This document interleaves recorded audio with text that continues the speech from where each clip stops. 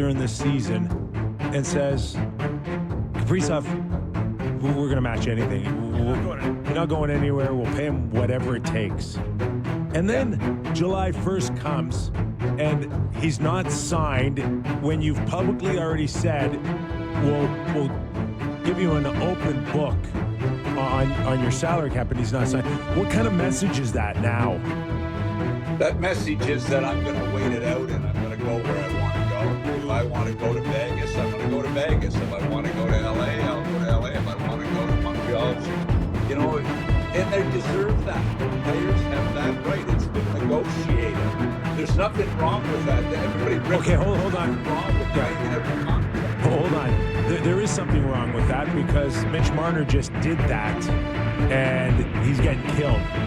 Yeah, well, that's too bad. He's getting killed. But he's got the right to. That's the CBA negotiated that. By the way, the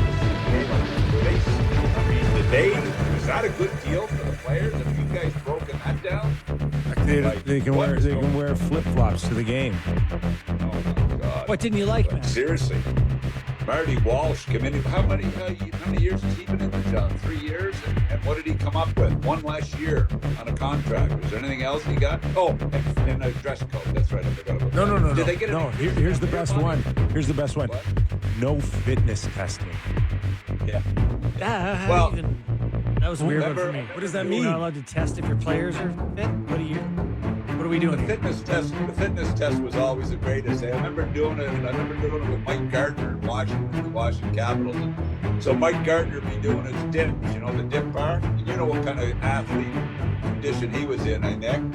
Wow, listen, he scored 600 goals. Mike Gardner got to 700 goals. Come on.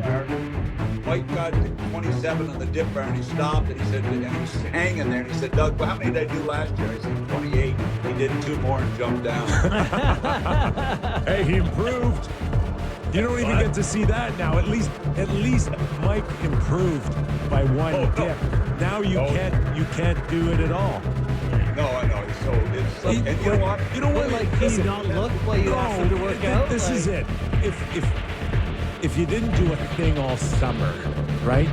At least the guy that doesn't do a thing all summer, you know, doesn't have to kind of feel embarrassed about it now. But I will say, like, Mac, they didn't, okay, Marty Walsh didn't get anything, but what they got was labor peace and a skyrocketing cap, right? Like, what else isn't everyone pretty content with things right now? I guess they are, but I thought there was 2 or 3 areas that they got you know, they're losing a year on the contract. Is that not a big issue? They got, what did they lose? 0.15% off the HRR? Was that what it was that they gained on? I think there was some other issues there that I thought that Bettman and Daly did an unbelievable job for me, and the way they kept me, so I guess you compliment on that. Well, you look at the contracts that were given out this year, you got to say the game's in a good place. I would love to know where the owners are financially. I keep hearing that, everything's great, $1 billion for the franchise. I'd love to know the financial health of a lot of franchises. I really would. And I keep hearing rumblings, and I don't know if it's accurate or not. Mac, $2 billion is what everybody's saying for expansion now. How can it not be great? Because I know of teams that were sold that were losing 28 and 30 million, and they've sold for a lot of money. Because obviously it's a different business. Now look, there's some franchises that are doing unbelievably well. We know that. When I left the NHL, there were 17 teams losing money. So I suspect it's improved. I'd love to know how much and the real health of the league. I really would. And I guarantee you there's a lot of teams that are hurting. Yeah. Guarantee you. I mean, that would be fascinating. You think those teams would just sell their franchise and get very, very rich? You know, NBA teams are changing hands a little bit more frequently now that valuations are so bizarre. But the thing we all forget about is there's a thing called capital gains that you have to pay. And, you know, like think about Columbus. They bought the franchise for $80 million, and now it's worth $1 billion. I wouldn't want to write that capital gain check. You'd have some money to do it, which would be nice. is. Hey, let me ask you about another player, though, because the one that we never talked about in this show, which is really bizarre, Jonathan Taves signed for like pretty substantial money. He can earn up to $7 million over the contract. Yeah. What are your thoughts? He was just introduced as today. I just saw him getting off his private jet in Winnipeg, so it was nice. I look, Jonathan Taves, since I watched him at the World Junior and as a young kid in his draft year, he's always been one of my favorite players. And what he did in Chicago, and I mean, look, Patty Kane was obviously a great piece there, but Jonathan Taves to me was the glue. He and Duncan Keith. I love the pickup by Winnipeg, I really do. And with this guy with the heart,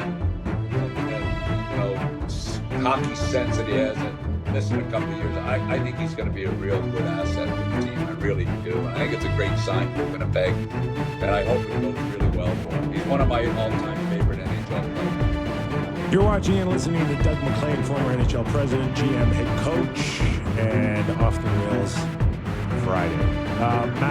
Brock Besser back to Vancouver.